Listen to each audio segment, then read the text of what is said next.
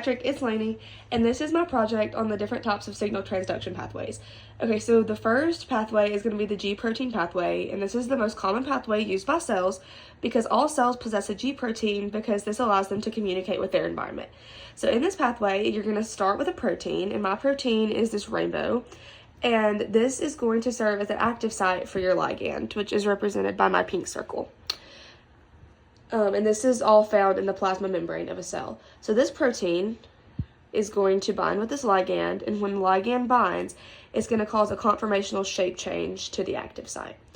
And so now, once that happens, you're going to have your G protein down here, and these puzzle pieces are my G protein. And this is going to serve as the relay station to send the message from this ligand binding.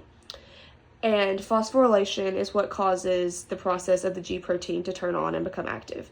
And so the G protein is going to send GTPase from the G protein to a correct protein or wherever it wants to send it to turn on or off a process. And one of the most common processes that it's going to turn on or off is going to be the transcription of DNA or translation. The second type of signal transduction pathway is going to be a tyrosine kinase pathway.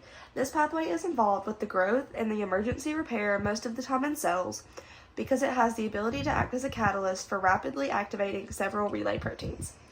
So first, you're going to have a polypeptide made of the amino acid tyrosine, and these are my polypeptides, and you can see the little T's right here. Those are the tyrosines.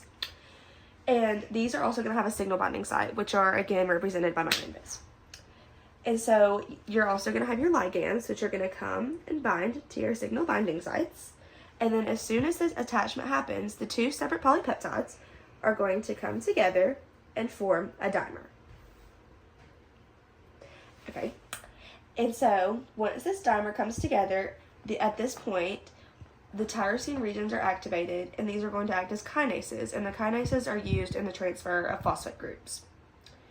So what they're going to do is these tyrosines are going to remove phosphates from ATP and attach each one of them to the tyrosines, effectively phosphorylating them. And so now that they are phosphorylated, this means that we have a fully activated tyrosine kinase regions.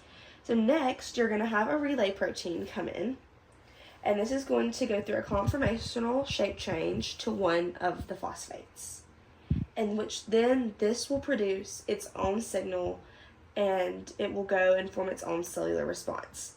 And you could also have another relay protein come in and attach to a different phosphate, and this will have a different cellular response than this, than this relay protein, because they're at different regions of the fully activated dimer.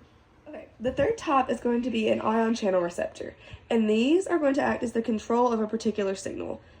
And these are also membrane-bound receptors, meaning that they are found on the membrane or the phospholipid bilayer. So the first step in this process, just like all the other ones, you start by having a ligand bind to a specific receptor. And then, when this binding occurs, it's either going to cause your ion channel to either open or close. And because this one is already closed, once this binds, it's going to cause the channel to open. And once this gate is open, you're going to have your ions diffuse through the membrane into the cell. Now these ions could either be sodium, potassium, or calcium that are going to be allowed through. It just depends on what type of process is happening. And once these ions are flowing and inside the cell, the concentration of these ions is now going to be increased, which is going to affect the activity of the cell. And once the diffusion stops, the ligand can leave the receptor, causing the gate to close. Okay, and once this ligand leaves the receptor, if you still had ions out here, they couldn't enter through the gate. So the next type of messenger is going to be an intracellular receptor.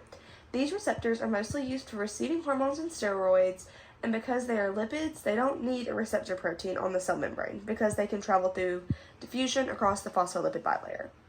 Okay, so the first thing that's going to happen is a hormone, this is our hormone, is going to pass through the membrane and bind to a specific receptor, and the rainbow is the specific receptor. Okay, in this case, this is happening in the cytoplasm, but there are other places that this could take place.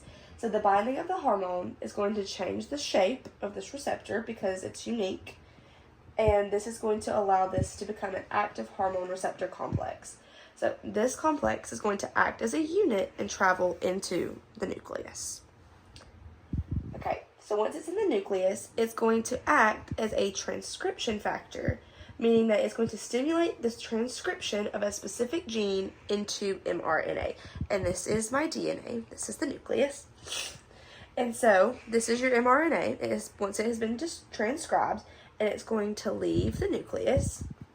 And with the help of ribosomes in the cell, it is going to be translated into a specific protein.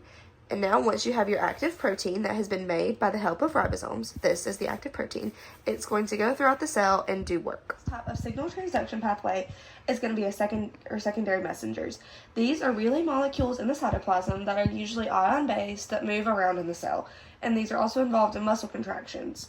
So the types that we're going to be talking about are cyclic AMP, calmodulin, and IP3. So in this process, you're going to start with signal binding to a G protein coupled receptor. And there's the signal binding. And when this binding occurs, it's once again going to cause a conformational change to the receptor protein, which is still the rainbow. So this shape change is going to cause your inactive G protein, which is the puzzle pieces, to attach to a receptor protein and become phosphorylated through ATP. So this activated G protein is then going to travel to inactive PIP2. And once it travels to PIP2, it's going to convert it to an active PIP3 molecule.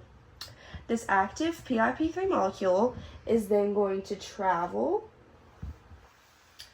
down to the endoplasmic reticulum. So there's the piece. It's going to travel down to the endoplasmic reticulum, where it's going to use its IP3 as like a key to get into the endoplasmic reticulum.